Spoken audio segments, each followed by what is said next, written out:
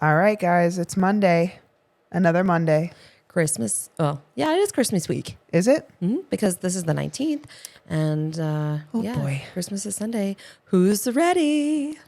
I feel like I'm already chipping away.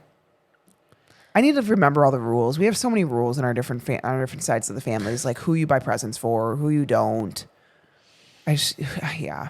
Your family is much. We have a big family. Yeah. If we all got together, we have a huge family, but we're not. And this is one thing I would say, like, as much as I love seeing my brothers and sisters, we're all pretty protective of Your time. This is our time. Absolutely. Yeah. We are already fighting, Nick and I, because Christmas Eve, the Eagles play. So guess what we're doing? So Watching the Eagles. our church, and we got in like a funny argument about it last night. We're not actually fighting, but the Eagles play at 3:30. So our church has a 1, a 3, and a 5. Okay. And his parents want to come to our church with us. And so that's fine. We were planning on going to the 3, right? Because then like 3:00, you get home, have dinner, And I'm sorry, our 1-year-old takes a nap from 11:30 till usually like 1:30, 2:00, 2:30. So let me guess. Nick is wanting to go to 1:00, so he'll be home by 3. Yes. And he's like, why are you so angry? And I'm like, I'm not angry. I just wish that our life didn't revolve around football games sometimes, especially on Christmas Eve. And also, it's candlelight service. You're going to be there for what, 45 minutes? Ours is like an hour, maybe. Yeah. It's not that long. And like, can we pause the game maybe and just start it when we get home? Yeah. Listen, So I by don't the get time- upset very often, But this is a moment where I have been fighting him a little bit. He goes, well, then I'll just go to the 1:00 by myself with Carson and my parents and I was like, oh, and I can go with Taylor by myself. sweet. Merry Awesome. Christmas. Great. We're going to 3:00 because, we have 3 and 5. And we're going to go to either my in-laws or have them here. We'll see what's happening. But yeah, Christmas Eve is what we see, family. And I even said like the 23rd, I think we're going to do like, this Friday, Christmas cookie baking with my nieces and nephews, which will be fun. That'll be fun. Or Art's nieces and nephews. But Christmas Day, I am very set. Like, as much as I love my dad, I told him, if you come up here, that's cool. But like, you got to get out Christmas morning. Like, I hate to say that, but like Christmas Day is our day.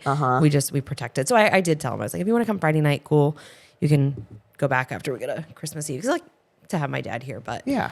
And so anyways, all of our siblings, and it's nice because there's so many kids and grandkids. Like, it would be a lot to buy for. Oh, absolutely. We are doing Christmas morning with us, and Nick's parents will come over. And then we are going to my parents' Christmas Day evening. And we've talked about this. We have our Chinese food tradition. And people know now I bring my own food because I will not eat Chinese food because it makes me there are 2 things that I really don't eat as like a meal. I will have maybe a bite or 2 of things. Those 2 things are pizza and Chinese food. I will not eat either of them as my entire meal because I get sick to my stomach and I just refuse to do that. So I will make my own Chinese food. I'll make my own, plan. I think I'm going to get some of those egg rolls from Thrive, the gluten-free ones that are delicious. Yeah. Do you like beef and broccoli? That's Chinese. Yeah. No, Pad it's Thai. super easy. And I'll just bring my own food and everyone else can gorge themselves on Chinese food. MSG. All right. Speaking of gorging ourselves, we're going to talk today a bit about the blood sugar roller coaster and how this impacts people. And we're just going to kind of lay it out in layman's terms, in terms of, what most people feel like that they think is normal. I would say it's common. It's not normal, in terms of not feeling the best, feeling pretty awful. And how does that transcend into other areas of your life? So we talk a lot on this podcast about doing hard things, showing up for yourself, being disciplined, not motivated, right? Living a life that is next level instead of just mediocre, like always pushing for more, always trying to grow and develop and, evolve essentially. And I think there's a lot of people who just go through the motions, right? They go through the day to day, the mundane, the same routine. They come home from work, sit on the couch, say a few words to their spouse, watch too much TV, go to sleep, right? And they want more. They want to feel more passion. They want to feel happier. They're lacking something in their life. And so we're going to talk about this from both a mindset perspective as well as a nutrition perspective, because we want to help you guys understand when we talk about the blood sugar roller coaster, just how important it is, not just for your health, but for your mood, your productivity, energy, longevity, all of those things. So let's get down to it. So there was a post that one of the people that we follow really like, and she talks about kind of a day in the life of most people and wondering why you don't feel great when you have a day in the life like this. And here's the thing, guys, like this might be an extreme example. And what she is recommending might be an extreme example in the other direction. But don't take the extremes. Like think about this in more of a concept and pick out where you may see things that you do and can contribute to how you feel. So she talks about a lot of people wake up in a rush, unrefreshed, and sluggish place. They grab carbohydrates for energy like a cereal, bagel, toast, etc. Go to a job that they don't really like, brew conventional coffee. That one's a little extreme. I mean, like, let's be honest. Liz and I have changed our coffee habits. Fabula had so many good sales lately, so I've just stocked up on it. Yes. And I've had so many clients tell me how much they love Fabula. Yeah. So we have no affiliation with them. No. Maybe we should try to get Maybe sponsored. We should. But that would require the listeners to like, rate, share, review the podcast so that we can grow our audience. Subscribe. Yes, on all platforms. Thank you very much. Shameless plug. Fabula is mold-free. Yep. We should answer that question. Somebody asked us Someone in our Facebook asked about mold. Yeah. We can talk about that. Mold grows in moist environments, dark moist environments. This is where, coffee is grown, like rainforest and so forth, how it's transported, whatnot. Anyways, it's mold free, but it's also less acidic. So it's really great too for people who have had GERD, heartburn, acid reflux, don't have enough good stomach acid to tolerate the real harsh stuff. So. Yeah. So anyways, back to the post. Heading into a job they don't like, brew conventional coffee loaded with pesticides and possibly mycotoxins, get irritated by traffic because you're still tired and maybe angry in general, get to your cubicle or office flooded with, junk light and stress, try and work as little as possible and count the minutes until you go home, eat some snacks, drive home unhappy, get home to a house that may be in chaos, grab a beer or wine, more snacks, stay up too late, go to bed, and repeat. So I will say in my last job that I quit the day I was getting promoted to work for art with Strength Republic and then come into... I didn't know you were going to get promoted that day. Oh, yeah. They had the papers in hand. I just got back from our trip to Mexico and he proposed there. And oh my gosh, Chris, my boss at that time, and Jeannie, Chris was gay and he was like the best boss ever. They knew that, my goal was to get out of corporate. They knew what we were doing at the gym. I actually taught some fitness classes while I was working there. So that was cool because they would let me come in different times. Yeah. So they had the paper in hand and he's like, he knew I got engaged because they saw it. And he's like, I knew today you were just going to be like, I'm out. Because I left then to be the office manager for art. But anyways, I brought that up because this middle section here literally was me. Like I would drive to the office, not angry, but like irritated in traffic, drinking crappy coffee. I would get there, sit in my office, stress. The corporation was toxic. Lots of junk light. And even though I didn't have like all these like carbs or processed things for lunch, we did go out to eat more than, we should have, and absolutely tried to work as little as possible, shot the shit all day. And then was like, sweet, it's 4:30 to get a jet out so I can get to my 5:00 class. Absolutely. And mine was like, I was so wanting to get out of where I was that I would like go to the gym before I got to Allstate, go to the, work, secretly read stuff about CrossFit and nutrition while I was at work. Yep.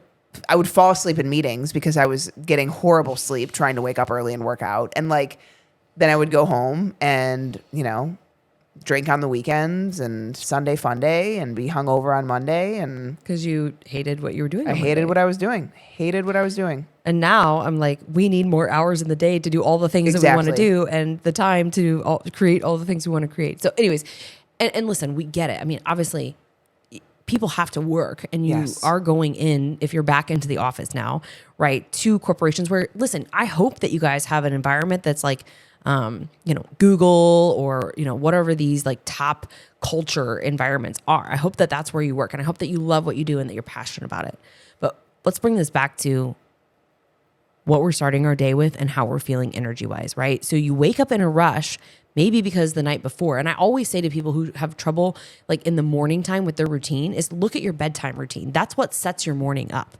Before I go to bed every night, I lay out my clothes for my workout the next morning because I want to be one step ahead, right? I also protect my bedtime. Like I feel like a granny lately because I've been going to bed like shortly after Marcus goes to bed. Like instead of watching Yellowstone this week, we've just gone upstairs and read. And then after like a couple, 20 pages in or whatever, last night was like 30 pages. I'm pretty proud of myself. I'm lengthening my reading. I'm expanding my reading here. Whole 7:30, I couldn't go to bed at 7:30. So I had an hour to read. But anyways, then I'm like, okay, we're going to go to bed because my morning routine is so important to me. If I don't wake up and get to the gym by 6, 7 a.m., like it's not going to get done. That's just the reality of it. Like 4 o'clock in the afternoon, I am not excited, energetic. I probably wouldn't lift very well. It's just not my time. So if you're tired in the morning, I want you to go back and look at what are you doing the night before? Are you staying up and watching TV until the last second and then you're falling asleep? So you have all this blue light coming in, or are you dimming your lights in your house, maybe reading, journaling, meditating, just, getting into a quiet space away from electronics. That's ideal, like an hour or two before you go to bed. So then you wake up in the morning and you can not hit the snooze button 18 different times so that you're like rushing out of the house. And, I think when it comes to the food thing here, Becca and I have talked about this before. What we grew up on was cereal. Toaster strudels. So good. Strawberry and the cream cheese. Oh, so good. I did also like Pop-Tarts. I never was really into Pop-Tarts. I was more like Captain Crunch, Cocoa Puffs, cereal. I used to eat like entire loaves of raisin bread. Ooh, yeah, with some butter. The cinnamon raisin bread. I used to keep them in my locker at school and like take a piece every time I would go to my locker. Like ending up literally by the end of the day having eaten an entire loaf of raisin bread. Now, I will say I think there's different types of raisin bread and you got to get the good one. It was the Pepperidge Farm, like the cinnamon the raisin bread. Yeah. Mm-hmm. Yep. Yeah. Absolutely. Anyways, so I was a big old fat girl in college school. I was. I used to do like, bagels too. So you wake up and you have just a carb if you're eating standard American diet. If you're not doing just black coffee or, a sugar-filled latte, you're having just a carbohydrate, most people, right? And this sets you up on the blood sugar roller coaster. So now you have a big spike in glucose. There's no fat, there's no fiber, there's no protein there, nothing present to help balance your blood sugar. So you're taking these big spikes up and these big drops down. And you crash, and here you feel like crap. You're cranky, you're craving things. Reaching for the sugar at work. Because you're tired, because that big crash of blood sugar setting you down this tired, headache, lightheaded, brain fog. And that's the other thing is I think so many people feel they have to work so long because the hours that they are working, they are lacking productivity because they can't focus, because they don't have enough calories in their day, or the calories that they are eating are very nutrient dense. And I think sadly, most people severely overestimate how well they eat. Mm-hmm.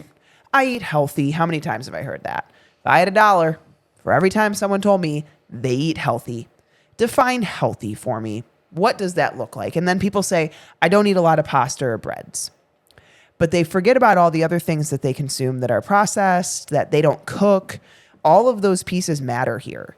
And you guys, we're not saying you have to be perfect. We're not saying you have to work this job that you like are so passionate about and love. Like, we get it. You have to make, ends meet. Like, listen, Allstate was an amazing environment to work at. They were an amazing company, amazing employee, like benefits and work-life balance. I just hated what I was doing. I had zero desire to do it. And I had something else that I was very passionate about that I wanted to explore. And I had the opportunity to do that. I was very lucky with that.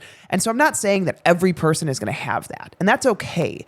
But you need to have things that make you happy in your life. And you need to have nutrition and movement plans that keep your body healthy, because our body will adapt until it can't anymore. And then it will start to present you with symptoms, and then things will get worse. And even once symptoms start popping up, dysfunction has reached a pretty far place. Mm-hmm.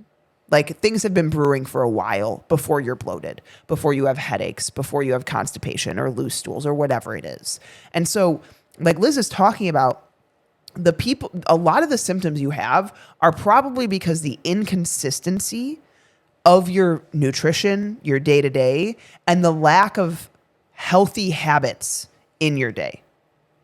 And so it's bringing back are you getting some type of morning sunlight or some type of movement in the morning? Like, not getting what, and I'll admit that early years of life with kids is hard. Like, I'll be honest, I'd say 70% of the time I get pretty good sleep. The other 30%, my kids are up.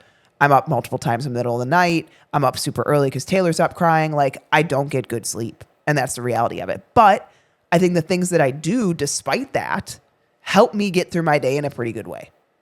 And it's just how, unfortunately, as a mom, it's just how life is in the early years of life. And it sucks, but it's just, you have to still do things. Like, don't let that be your excuse for not doing anything. Because the situation of, let's, go back to like what you're describing here, newborn life or toddler life, or, they're young. The situation is going to be the situation. How you choose to nourish your body throughout that time period is going to make a world of difference in how you feel, how your energy is for your kids, which for me, if I am tired, I am not patient at all. I will tell that. I mean, you could ask my husband, I am way snappy and pissy if I'm hangry or I'm tired. That's just how I am. He's saying, yeah, in the background. And so I know for me, like, it's really important that I show up for me and I get adequate sleep and I nourish my body well and I'm not constantly snappy and snippy because I'm at my wit's end, right? And we see it a lot of times, like moms just like, they say like, I just don't have time. Like I'm running and I'm chasing the kids, but you would have way more energy if you would just change the nutrition aspect of what you're consuming. If you're on the go, we can still do a lot of things on the go. We can do a protein shake, for example, or you could do, I love the egg witches from Costco carries them, Thrive carries them. Reds, I think is Reds. the brand. Yeah. But anything that you could do that would give you, protein in your coffee, collagen in your coffee, anything that you could do to just balance this out a little bit would be really helpful. Hard-boiled eggs, you can buy those too, prepackaged, pre-peeled, Costco. Like, you have to ask for help. That's another big thing is if you don't have somebody supporting you in this journey. I talk about it a lot with, some of our moms who like their husband travels a lot or they just don't understand. When we're first starting out, we have that conversation of you're going to need to talk with them. You're going to need their support. And I tell them, you almost have to train your husband, right? You sometimes have to go through retraining phases. You don't have to tell them that you're training him. They're not really going to know. But what you have to do is be really specific with them. Like I have gotten to the point, like my husband is a great cook, but when it comes to like an instant pot meal, for example, it needs to be like A, B, C, D. Here's the chicken, put the seasoning in. This is what you dump in 1 cup, press this button, this button, start. Like sometimes you have to be very detailed if you need them to support you. And that's, I think where people are afraid to ask for help or they just don't have those conversations because they also want to take on like superwoman wings and say, I can do it all myself. But if you're somebody who's commuting and you're traveling, to the office or whatnot, you're going to need to have a plan in place. Otherwise, when we're looking at this post here and we're talking about grabbing carbs or processed foods for lunch to increase your energy, you're going to do that. I stood in line at Starbucks every day between 2 and 3 p.m. because it was downstairs looking for something sweet, another coffee because I didn't have enough, energy because I wasn't at that point in time doing a great job with balancing my meals and eating higher protein, a little more fat rather than just all carbs, And so at the end of the day, we want to think about how does this blood sugar roller coaster when we're up and down transcend into these other areas of our life. So let's paint the picture backwards now. If you got balanced meals, you're more even keeled, you're more patient, you're probably sleeping better, sleeping through the night unless your kids are waking you up, right? Because you're not having these big cortisol spikes that are also sending wake signals in the middle of the night to wake you up and you think you have to pee, but you really don't have to pee. It's your blood sugar that's out of whack, right? You get to spend time with your family and your friends. You get time back because you're more productive when you're at work and you're showing up. Unless you're like me and I was like scrolling social media or, starting to like plan a wedding or somebody's bridal shower or something, anything but work basically, but still getting promoted because I got my shit done. You just got to be productive, right? And then when it comes to the nighttime, I want to talk about self-soothing. I was sharing this with Becca this morning and I think it's something that is good to talk about because the podcast that I was listening to, I think it was from the Mindset Mentor. He was talking about why have we never been taught as adults how to self-soothe. We think about an infant. The infant is crying. You're trying to do everything that you possibly can to calm them down, get their needs Because they can't speak to you. Are they really hungry? Well, they just ate. Why is she crying now? Does she have colic? Is she gassy? What do I do? Is her diaper wet? Did she poop? Like, what does she need? You're trying to, nourish them and care for them and, that loving, tender care of parents. But then, and I will, again, transparency, terrible threes. Something's going on with Marcus. Oh, you're fine. Just be quiet. Why are you screaming again? Stop running. No. How many times did I say no or stop? I'm like, oh my gosh, this kid's gonna like, because I've listened to a lot of these podcasts about this, and it is true. As a parent, you catch yourself trying to figure out. Our pastor said this past weekend, you don't really parent until they're like 5. You just basically try to keep them alive and keep things out of destruction. But so the concept here is that then as, toddlers all the way through our youth, all the way through high school, college, and whatever, you're just being told no. You're being told, not to do these things and to act proper and just to brush it off, sweep it under the rug. You're okay. You're fine. Suppress. But then what happens is when we're adults, we don't have any soothing mechanisms. So it is. We go home. We want that beer. We want that wine. We want, the sweet, the candy, the cookie, the ice cream after dinner, whatever it is to self-soothe instead of actually recognizing that the feelings that we have are real. And they're validated. Yeah, absolutely. And I think the other hard thing is, like, as a teenager, obviously, you don't want to talk to your parents. You don't want to talk to your friends because you might be embarrassed about what you're feeling or what's going on. And so truly, and especially if a child that's been through trauma, like, they figure out ways to get through it, but they never truly understand how to cope with it at that age. And then it rears its head when you're an adult in a lot of different ways. And I think that, like Liz was saying, we turn to these things as basically our drug, whether it's TV, whether it's a, relationship, whether it's food, whether it's alcohol, whether it's porn, like whatever you want to think about, that is your drug to help you numb whatever it is that you're not happy with. And unfortunately, those things are very normalized in our society to where it's not even a second thought. Like Liz sent me a post the other day where it said, like, why is alcohol one of the only substances that it's not a problem to be addicted to? Or it's asked, I think the post I sent you was around like why you have to defend why you're not taking it. So, yes. Yeah.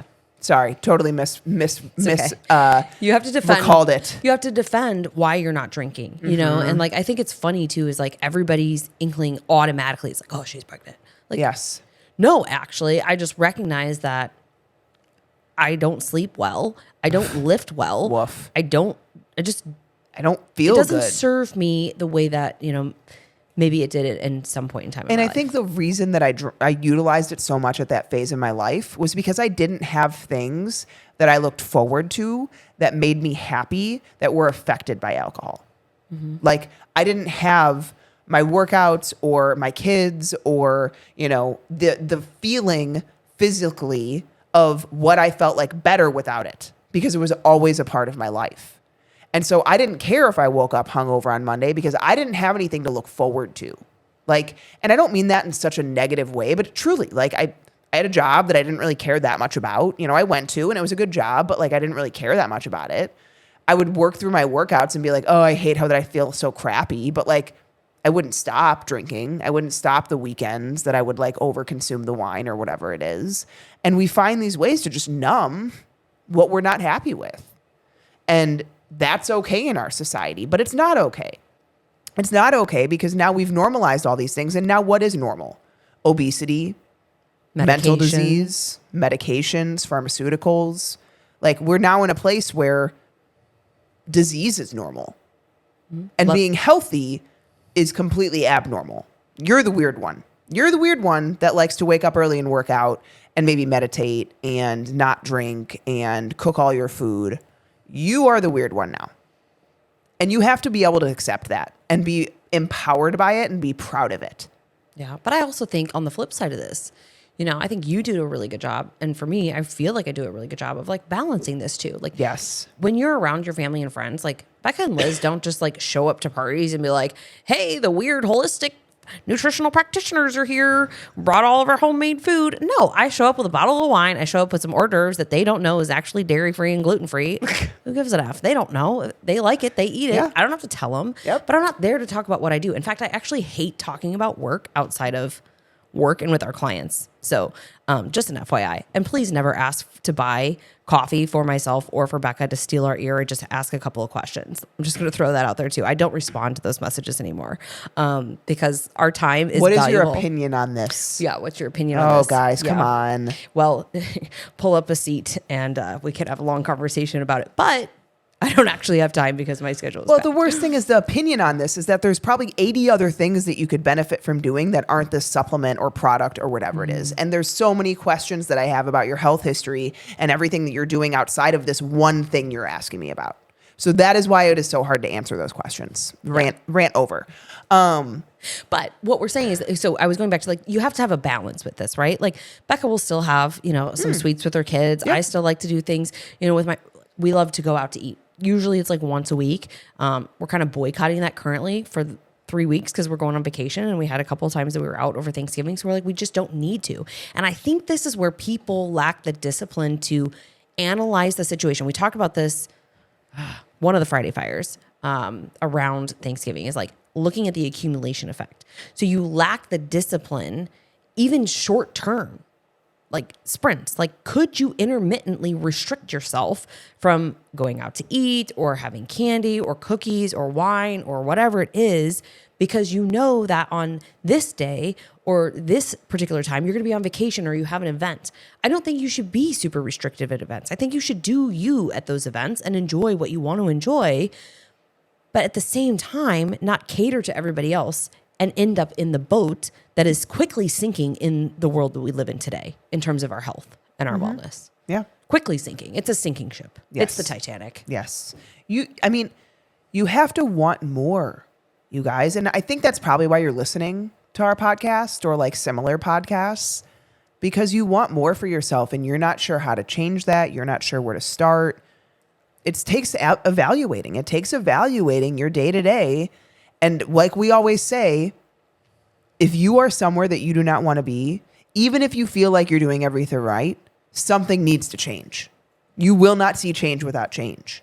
And so you have to look at what are your habits, where are the things that you could probably improve upon, where are the things that, you still have those negative habits that are hard to give up. Like, where can we start making changes? And don't feel like you have to overhaul it all at once, just January 1st, whatever. Like, pick one thing right now and be like, oh, maybe that's probably not something I should be doing every day. Like the glass of wine.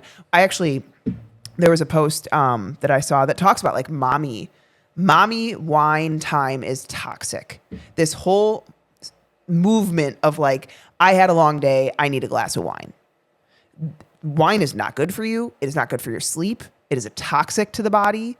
It can cause allergies to be a bigger issue. It can cause gut dysfunction over time. It causes poor digestion, poor absorption of nutrients. Like this whole like movement of mom life and moms needing alcohol to cope and then caffeine in the morning because they slept like crap. And like, it's a bad look for us guys. We are amazing people. You can do more. You can be more. Like, live the empowered life. Live the this is hard, but I can do hard things life versus falling back and coping. Because I'll be honest, I think a lot of the people that do those things are not happy in those places. And if you are, go for it. Like, do you, boo-boo, okay?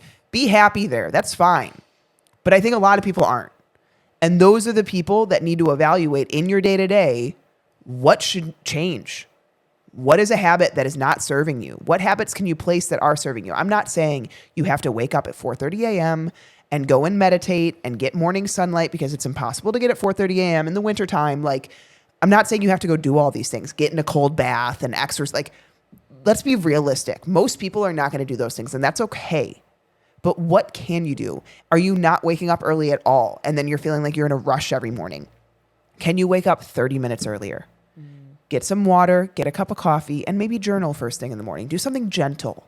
Do something easy. Do something that you'll look forward to.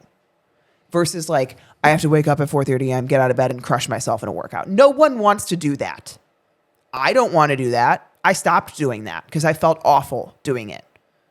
Pick something that is going to benefit you, that you know will help you. I will say my morning routine, I have to have. Without it, I feel lost all day. It's like my sacred time. I text Becca, what was it, Sunday morning? I was like, or Saturday morning, I was like, I can't get anything done. This kid is up, and it's like 5 a.m. like that, between 5 and 6, that's all I need. You just sleep till 6:15, 6:30. That would be great. Between 5 and 6 on the days that I don't go to the gym, like I still get up at that time because I enjoy the mental space. Like it's quiet. Nobody has emailed me or text me or, things are not blowing up. Sometimes that happens, but either way, it's not an emergency. I don't have to be responding to things until 8 a.m. I can be a little more creative. I can just sit and chill and write down, what are my priorities for the day? What do I want to get done on, my to-do list to feel like I really won this day? And I have that mental break. Otherwise, you're waking up to your kids or to that alarm clock. You're go, go, go. And then they're angry and crying and upset. And then you're just like, whoa, what just happened? Right. And again, that spiral starts and everybody's just all discombobulated. Get up, give yourself, if you are somebody who says like, oh my gosh, what you're talking about is just way too extreme for me, then start with 20 minutes or 30 minutes. Get up a little bit earlier. Give yourself some time. Make a to-do list.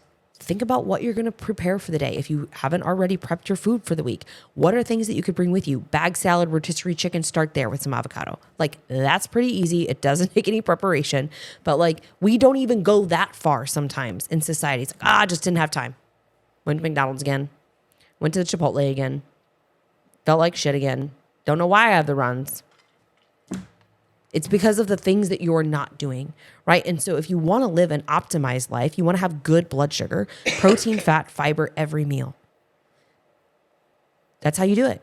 You don't drink coffee on an empty stomach. You start your day with water. That's your internal bath, as I like to say, the same way you're taking a shower or brushing your teeth. Water first. We've talked a lot about hydration recently this week.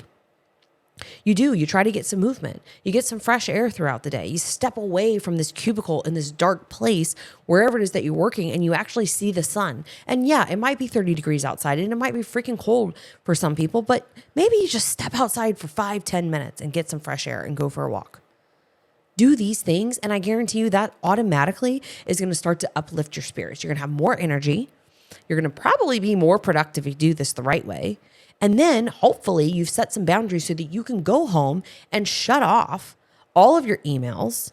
That's one thing that I think Becca and I are getting better at. I've gotten so much better at. It's a work in progress for sure. You know what helped is when I have been doing phase 1 on and off and I've been super productive during the day. You don't have to work. I finish my shit and then I'm done and I don't have to work when the kids are around in the afternoon. And I put my phone away, I put my computer away, and maybe I'll do like something small at night if I need to. But in general, I can be present with Nick. Mm-hmm. Like tonight, I get to sit down with Nick without my computer. I get to be with the kids from the time I get home until they go to bed, and I don't have to worry about work, and I don't have to worry about finishing work late or whatever it is. Like I'm getting my stuff done because I am effective in my day to day. And I wasn't that the past 3 months. Like, yeah, I was still doing a lot of stuff, but I had fallen off those things. And now I'm back on them and I can have that separation of quality time with my family and I can enjoy it so much more than like frantically worrying about all the things on my to-do list. Mm-hmm. Yeah. So I think you have to understand that what we're talking about here is going to take some effort in the beginning. It's not going to be perfect. It's going to be trial by error for some people. You might be like, I have no idea what you're talking about, even when, you're saying blood sugar and blood sugar roller coaster. We have a lot of podcasts about that, but let's just give it layman's terms here. Your body has a very tightly regulated mechanism called your blood sugar stabilization or blood sugar levels, right? We want them to be within a good range. When you're outside of that range, your body is sensing an emergency and it's going to respond. Various chemical reactions, hormonal reactions happen. So when your blood sugar gets too high, the body tries to pull it back down. When your blood sugar gets too low, your body tries to pull it back up. Hyperglycemia. Go back, look at our other podcasts for this. What we want is for you to have good, stable energy throughout the day and good sleep, seamless, sound sleep, uninterrupted overnight without waking up. That requires good, stable blood sugars, protein, fat, fiber, every single meal. Yeah, you're going to have your carbs, but instead of using carbs as like your primary source, think of them as like your additive, right? And then you get to this place where you're happier, you have more energy, you're more productive, and you can set, boundaries a little bit differently and show up for your life. Whether or not it's that you have kids or you have a spouse, maybe it's that you want to take a course. And so now you need to take some night classes and you don't even have energy to stay awake after 8 p.m. right now with the way that you're living. So you don't know how you can do this night class. You can't even imagine or fathom being able to have the brain power, energy to do that. Now you can do that. Maybe it's that you want to go date or you want to join one of these meetups, and get out and meet people and start to socialize a little bit. But again, you come home and you have that glass of wine at 5 o'clock and you're like passed out on the couch with a bowl of popcorn by 7:30. Maybe that's you. I don't know. But you have two options here, right? You have the optimized life or you have feeling awful day to day. And a lot of this comes back to the choices of the things that you put into your mouth, how you move your body, how you hydrate, how you sleep, and how you show up for yourself. And the last thing I would add is who you surround yourself with. Mm-hmm. If you surround yourself with the people that normalize these things, you will also normalize those things and you won't feel bad doing those things because everyone else around you does those things. I choose to listen to read, and to see people that do better, that want to be better. And in turn, I am motivated to want to be better by seeing people like Liz get stuff done, by listening to people like Andy Frisella and Emily Frisella and all of the people that, I'll call it like biohacking type people that just look to excel their life in different ways. And by hearing those different people, I think of different ways that I can be better versus if I were to just watch a bunch of people that do the weekend thing and go out and drink and then are a little hungover Monday and try and just get through the week and then do it like, that's probably what I would normalize and think is normal. So look at your influences. Look at who you follow. Look at who you're around. You are the average of the 5 people that you see and are spend the most time with. So, yep. And unfollow people if you need to. Mm-hmm. If there's people that, are making you feel like the way you're living is like they're promoting the way you live. I'm thinking about the movements here that we have behind us of, it's okay to accept your body at any size and all those things. And listen, that's fine. Everybody is beautiful in their own If you're happy and healthy, if you are happy and healthy there, go for it. Yeah. 100%. Big word there is healthy. And if you're happy in yourself and you have good energy, that's perfectly fine. But if you are following people who are not uplifting you, who aren't challenging you. Like, I want to always be challenged. Yes. Unfollow those people and start following people who are a step ahead of you. Like, if you want to be challenged, you want to grow, you want to evolve, you want to get to that next level, then you need to be following, you need to be watching, you need to be studying those people. That's what Becca and I do. Heck, I'm looking at Emily Frisella all the time. I'm studying what she's doing. How is she living? That's why I was so tempted, like 75 Hard a couple weeks ago when her and Andy started it. It's like, we've gone to a couple of her conferences. I highly respect it. I'm like, oh, maybe I want to do it. And then I'm like, wait a second. Let's be honest. January 1st. But that's it. That's all we got for you guys today. Happy Monday. A little bit of a mindset shift for you guys today, hopefully, as well as a challenge for you to balance your food and balance your blood sugar.